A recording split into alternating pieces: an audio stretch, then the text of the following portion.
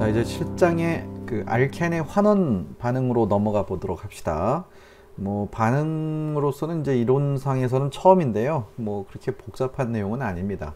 그러니까 CC 이중 결합에다가 수소들을 하나씩 첨가하는 수소 첨가 반응이다라고 이렇게 나와 있네요. 그래서 이 반응은 항상 CC 이중 결합, 탄소하고 탄소의 이중 결합에는 금속 촉매를 이용해서 수소 분자를 동시에 첨가한다 라고 기억해 두시면 돼요. 그래서 그때 사용하는 금속 촉매들은 이렇게 백금이나 팔라듐 같은 금속들을 주로 사용하고 있고요.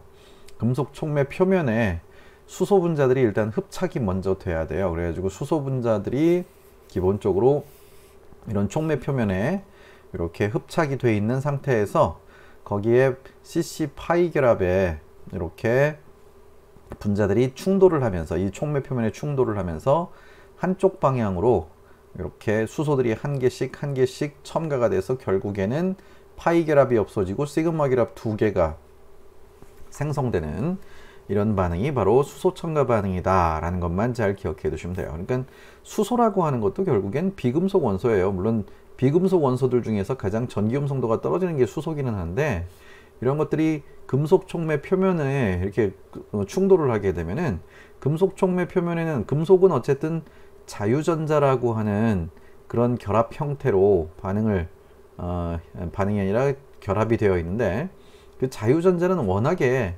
금속 원자핵에 대한 인력이 약한 그런 전자들이에요. 그러다 보니까 수소들이 이 전자를 빼앗아가기 위해서 자기가 갖고 있는 이 시그마 전자들 하나하나씩을, 양쪽이 당기는 힘이 똑같으니까 서로 어느 쪽이 더 전자를 많이 빼앗아 왔다라고 얘기하기가 어렵잖아요. 그래서 여기 전자 하나를 살짝 받아들이면서 자신이 가진 전자 하나를 슬쩍 이렇게 제공하는 것처럼 이런 식으로 서로 만나게 되는 거죠. 자, 그렇게 되면 금속 촉매 표면에서 뭐 이걸 완벽한 결합이라고 보기는 어렵지만 수소와 수소 사이의 결합은 약해지게 되고, 금속하고 수소의 결합이 아주 느슨하게 전자들이 살짝 공유되는 것 같은 그런 느낌이 이제 생기게 된다는 얘기예요. 그러면 결국 이 금속 촉매의 역할은 뭐냐면은 수소하고 수소 사이의 시그마 결합의 결합력을 감소시키는 그런 용도로 사용하고 있다라고 보시면 돼요. 근데 이때 사용한 금속이 일반 금속이 아니라 백금이라든지 팔라듐이라든지 요건 뭐 비슷한 성향을 띠고 있는 금속들인데요. 이 백금만 딱 보더라도 우리가 이온화 경향이라는 거 아실 거예요. 카클라마, 아라초닌, 주납수고, 수은백금 뭐 이런 거 있잖아요. 그래서 이 중에서 지금 제가 쭉 써드리면요, 카클라마죠. 그 다음에 철, 니켈, 그 다음에 주석, 납, 핍이죠. 수소, 그 다음에 구리, 아이고 G를 쓰려고 그랬네요. 자, 그래서 구리를 써드리고요. 구리, 그 다음에 수은, 은, 백금, 금 이렇게 쓸 수가 있는데요. 여기에 있는 이 수소를 기준으로 했을 때 수소보다 왼쪽에 있는 것들은 전자를 잘 잃어버립니다. 수소보다 전자를 잃어버리는 성향이 큰 금속들. 근데 금속 중에서 독특하게도 여기에 구리하고 수은하고 은하고 백금하고 금 같은 주로 귀금속으로 분류하는 이 금속들은 수소보다도, 비금속 원소인 수소보다도 전자에 대한 인력이 더 센 금속들이라는 얘기예요. 그래서 전자를 잘 잃어버리지 않고 오히려 수소와 만나면 수소한테 전자를 약간 빼앗아가는 성질 정도를 가지고 있다라고 보시면 돼요. 그래서 자유전자가 있어서 수소가 와서 달라붙긴 했는데 이 표면에 있는 전자들을 수소한테 뺏기는 건 아니에요. 그래서 꽉 붙잡아 두고 있는 상태 정도. 그러다 보니까 수소와 수소 사이의 전자들의 인력이 약해져 버리는 거죠. 자, 이때 수소보다 전기음 성도가 좀 센 탄소들이, 그것도 sp3가 아니라 sp2 원성이죠. 전자에 대한 인력이 좀 더 큰 이런 CC 이중 결합을 가진 알켄이 나타나서 여기 이 표면에 이제 충돌을 이렇게 딱 하게 되면은 요 수소하고 수소 사이의 전자쌍이 아주 약한 결합을 하고 있을 텐데, 그때 양쪽에 전자밀도가 낮은 p-오비탈 쪽으로 수소가 가진 전자들을 한 개씩 빼앗아 와가지고 이 파이 전자와 쌍을 이루게 만들어 버리는 거예요. 이렇게 가는 걸 보고 이제 수소가 첨가됐다. 그래서 결국에는 탄소하고 탄소 사이에 단일 결합이 돼버리고 기존에 있던 결합에 추가로 수소와의 시그마 결합이 두 개가 늘어나는 이런 반응을 우리는 금속 촉매를 이용한 수소 첨가 반응이다, 이렇게 얘기를 하고 있어요. 그때 잘 보시면 알겠지만 이 금속 촉매라는 것이 이런 평면이잖아요. 이런 평면에 있는 건데, 평면 표면에 이렇게 붙어 있는 수소들이 한쪽 방향으로 수소가 들어간다면은 이 탄소도 평면이니까 평면과 평면이 충돌하게 되면 수소들이 언제나 같은 방향에서 양쪽으로 동시에 첨가가 될 겁니다. 그래서 이렇게 양쪽으로 동시에 첨가되는 첨가 반응의 형태를 보통 이렇게 시너디션이라고 하는 용어로 쓰고 있어요. 그리고 입체 특이성이란 말을 쓰고 있는데, 오직 한쪽 방향에서만 반응이 가는, 아니면은 특정한 입체 배열만이 나타나는 이런 반응을 우리는 입체 특이성이라고 얘기하고 있습니다. 그래서 이 반응은, 이 수소 첨가 반응은 더 이상 뭐 얘기할 거리도 없고요. 그냥 한쪽 방향으로 수소가 동시에 한꺼번에 한 방에 단일 단계로 반응이 진행돼서 파이 결합이 없어지고 수소의 시그마 결합 두 개가 늘어나는 반응이다. 이렇게만 기억해 두시면 될 것 같습니다. 자, 근데 반응 자체는 어렵지 않은 건데 문제에서는 조금 까다롭게 나올 수가 있어요. 바로 이런 스타일이죠. 일단 왼쪽에 있는 그림은 수소 첨가 반응을 하는데, 이렇게 탄소하고 탄소의 파이 결합에는 수소가 첨가가 잘 되는 반면에, 이거 보시다시피 잘 첨가가 되죠. 근데 여기도 파이 결합이 있단 말이에요. C하고 O에도. 근데 C와 O의 파이 결합에는 수소가 첨가되지를 않아요. 왜 첨가되지 않느냐? 뭐 이유를 굳이 따져보자면은 탄소하고 탄소의 파이 결합은 양쪽의 피오비탈 두 개가 완전히 똑같은 원소들끼리 결합을 했기 때문에 공유 결합을 하고 있더라도 어느 쪽으로도 전자가 특별히 많이 치우친다라는 얘기를 할 수 없어요. 그래서 이쪽의 파이스타나 이쪽 파이스타의 전자 밀도가 유사하거든요. 자, 그런데 C하고 O의 파이 결합은 탄소 쪽의 p오비탈의 전자보다는 산소 쪽의 p오비탈의 전자가 훨씬 더 많이 발견이 될 겁니다. 전자를, 이 산소 쪽의 전기용 송도가 워낙에 세서 전자들이 거의 이 방향으로 이렇게 쏠려 있게 되죠. 그렇게 되면 산소는 거의 음전하를 띠고 있는, 전자쌍을 가지고 있는 상태일 확률이 높고요.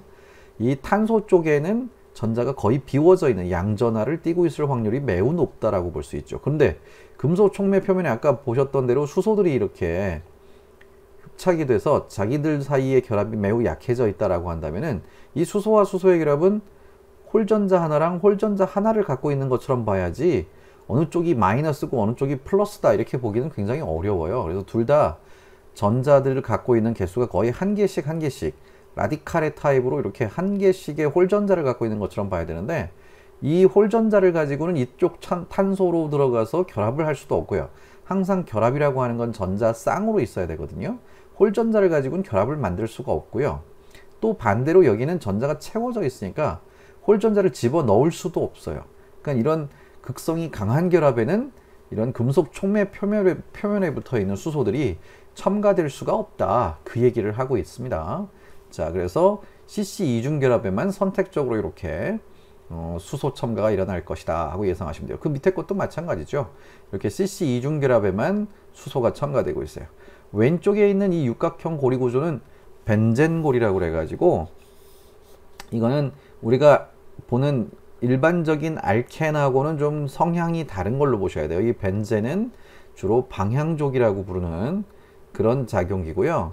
이 육각형 고리 구조 내에 여기에 있는 파이스타랑 이쪽에 파이스타, 그 다음에 여기에 파이스타, 이쪽 파이스타, 여기에 파이스타, 요 파이스타, 모든 파이 결합의 파이스타가 다 컨주게이션 되어 있기 때문에 이 결합은 끊어져도 끊어지지 않은 상태가 되는 거랑 똑같다고 보시면 돼요. 근데 요 사슬 구조에 있는 파이스타는 양쪽으로 전자들이 전이가 돼 버리게 되면 그냥 끊어져 버리는 거라서 요 부분에서만 반응이 가고, 이 방향족 고리에서는 반응이 잘 안 가는 것으로 알려져 있습니다. 그래서 이렇게 H2, PDC 이런 식으로 써놨는데, 이건 팔라듐을 팔라듐 금속을 차콜이라고 하는 활성탄 표면에다가 도포시켜 놓은 그런 촉매를 얘기하는 거예요. 그냥 팔라듐으로 보시면 돼요.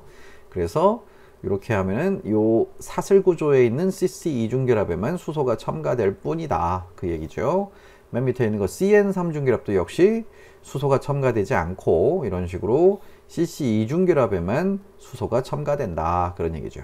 그래서 이런 걸 갖다가 이제 보통 뭐라고 하냐면 수소 첨가라고도 하지만 이거를 알켄의